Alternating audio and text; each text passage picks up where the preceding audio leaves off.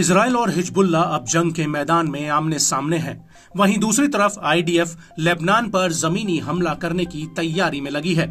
हालांकि हिजबुल्लाह प्रमुख Hassan Nasrallah ऐलान कर चुके हैं कि वो वर्षों से इजरायली सेना का लेबनान की धरती पर इंतजार कर रहे हैं। लेकिन इस सब के बीच यमन के हूती की इस युद्ध में सीधे एंट्री हुई है। हूती का कहना है कि अगर जरूरत पड़ी तो वो अपने हजारों लड़ाके इजराइल के खिलाफ लड़ने के लिए लेबनान भेजेगा।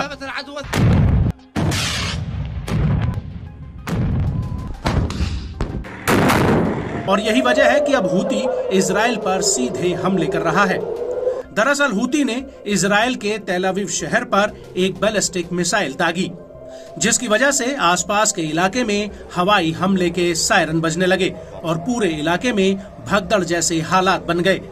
वहीं एश्केलॉन सेटलमेंट से तो इस मिसाइल को साफ देखा गया। हालांकि इजरायली सेना का कहना है कि उसने यमन की तरफ से फायर की गई एक मिसाइल को इंटरसेप्ट किया है। आईडीएफ ने टेलीग्राम पर एक बयान में कहा कि मिसाइल यमन की तरफ से दागी गई है, जिसे एरो एरियल डिफेंस सिस्टम ने इंटरसेप्ट किया। मिसाइल को हवा में ही मार गिराने के बाद सायरन और धमाके की आवाज सुनी गई। मिसाइल के नुकीले पंख नीचे आकर गिरे।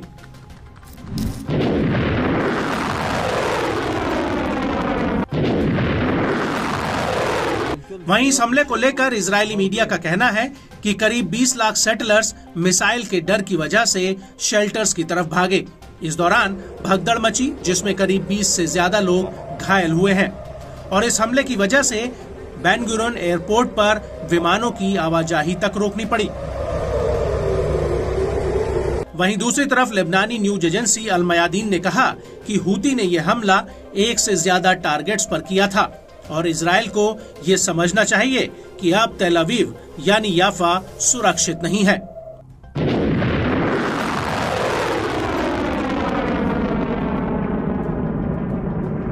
आपको बता दें कि इस हमले से पहले हूती के प्रमुख अब्दुल मलिक अल हूती ने एक टीवी संबोधन में इजराइल को बहुत बड़ी धमकी दी थी।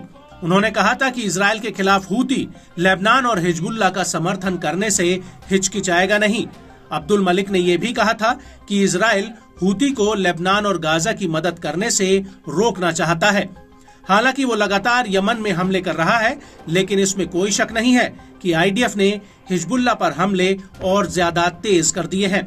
लेकिन इसके बावजूद हूती का कहना है कि नेतन्याहू हिजबुल्लाह को हल्के में न ले, वो पहले के मुकाबले और ज्यादा ताकतवर हुआ है।